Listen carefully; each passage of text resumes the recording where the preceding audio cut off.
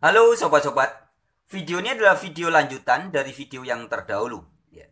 Jadi bagi teman-teman yang belum menonton bagian yang pertama, harap jangan lanjut nonton yang ini. Tonton dulu bagian yang pertama supaya tidak gagal paham ya.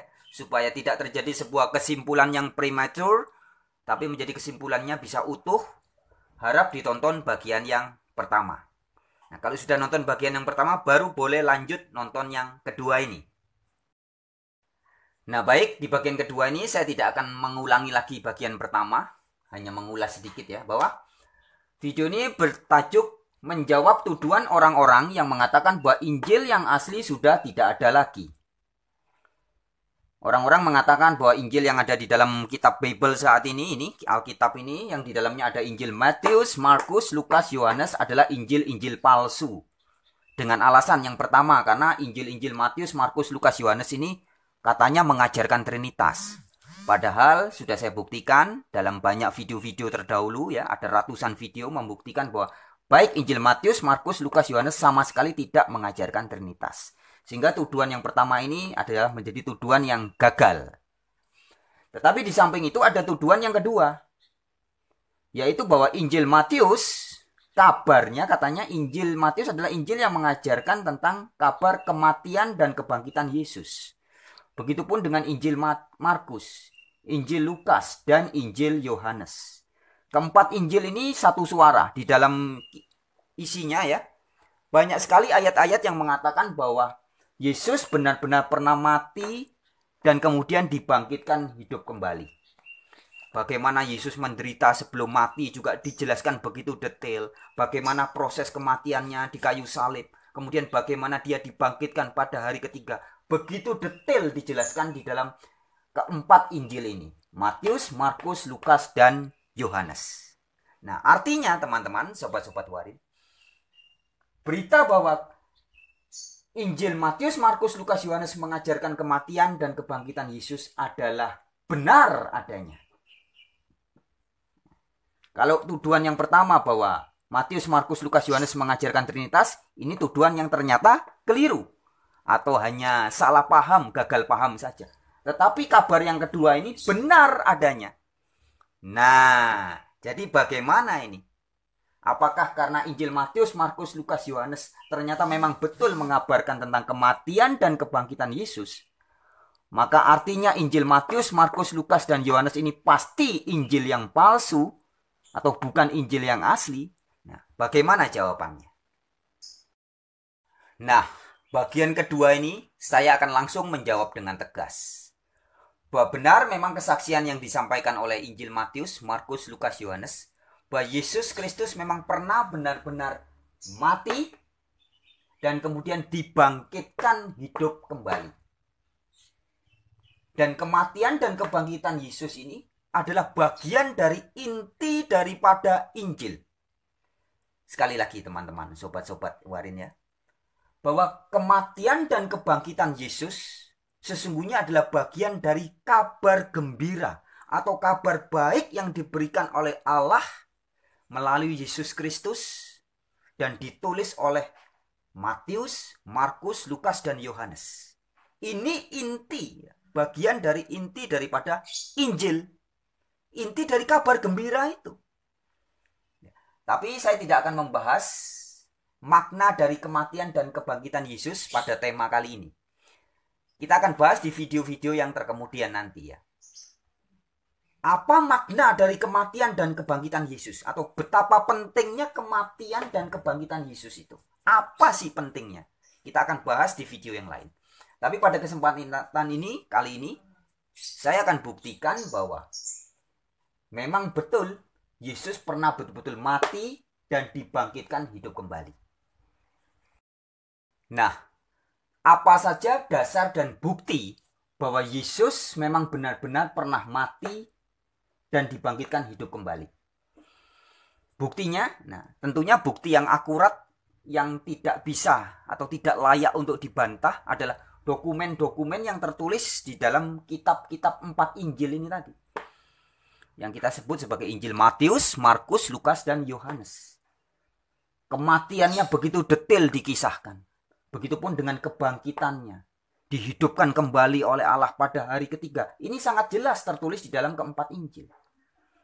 Ini adalah dokumen Kristen yang sangat sah dan layak untuk dipercaya. Nah, kemudian bukti yang kedua adalah peristiwa kematian dan penyaliban Yesus. Jadi matinya Yesus dengan cara disalib. Itu juga tertulis selain di dalam keempat Injil, tertulis di dalam dokumen sejarawan Yahudi. Saya tidak akan membahas di sini, tapi saya hanya memberi beberapa nama ya. Ada sejarawan Yahudi yang bernama Yosef bin Matias, atau yang terkenal juga dengan nama Flavius Josephus. Sejarawan Yahudi ini bukan seorang Kristen. Jadi sejarawan Yahudi ini bersikap tidak ada kepentingannya dengan agama Kristen. Dia hanya seorang sejarawan dan bukan beragama Kristen. Sehingga dia tidak ada kepentingan untuk memberitakan kabar bohong. Maksudnya bahwa seandainya Yesus tidak mati, terus dia nulis Yesus mati. Dia tidak ada urusan dengan itu. Tetapi sejarawan Yahudi ini menuliskan dokumen sejarah bahwa Yesus benar-benar pernah mati dibunuh.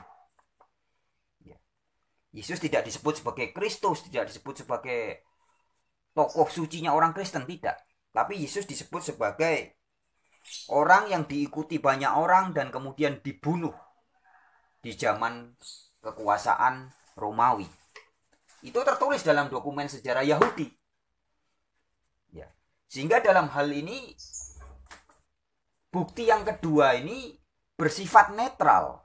Netral artinya dia tidak ada kepentingan untuk membuat sebagai sebuah dogma atau doktrin bagi gereja, tidak ada. Tapi ini sebuah dokumen sejarah yang memang sangat layak dipercaya dan harus dipercayai.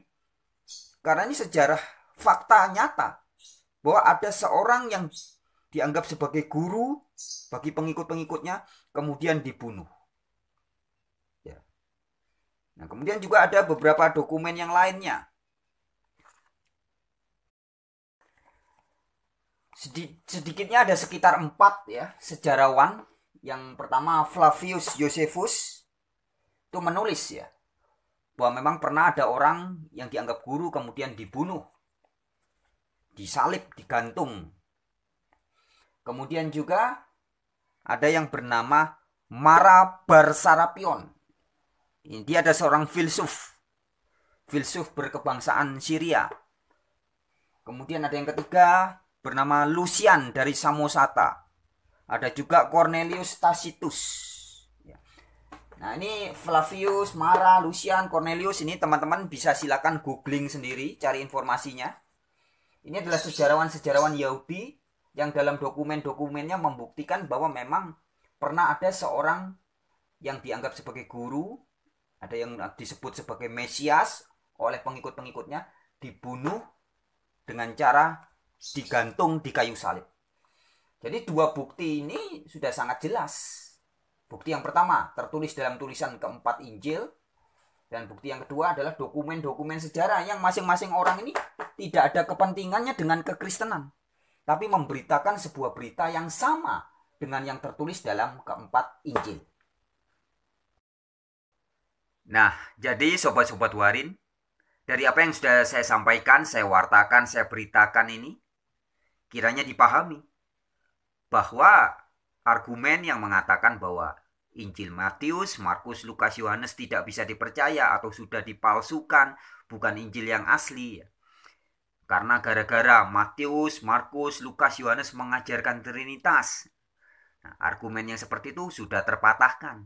Sebab faktanya Matius, Markus, Lukas, Yohanes tidak pernah mengajarkan Trinitas. Itu yang pertama. Dan yang kedua, begitupun ketika orang menuduh bahwa Matius, Markus, Lukas, Yohanes pasti Injil palsu karena memberitakan tentang kematian Yesus, penyaliban Yesus. Nah, ternyata dari bukti-bukti dokumen-dokumen sejarah non-Kristen yang ditulis oleh sejarawan-sejarawan Yahudi yang tidak ada kepentingannya dengan agama Kristen ataupun dengan gereja, tetapi memberitakan, menyampaikan, mencatatkan hal-hal yang sama, yaitu bahwa memang Yesus pernah mati digantung di kayu salib. Baik sobat-sobat Warin, sampai jumpa di video-video yang lain.